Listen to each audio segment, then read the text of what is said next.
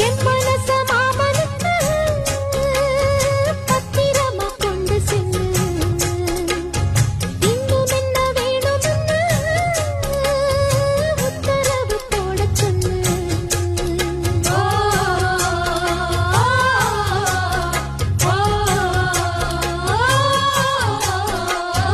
கொத்து மஞ்சள் தான் அரைச்சி நித்தமும் நீராடச் சொல்லு.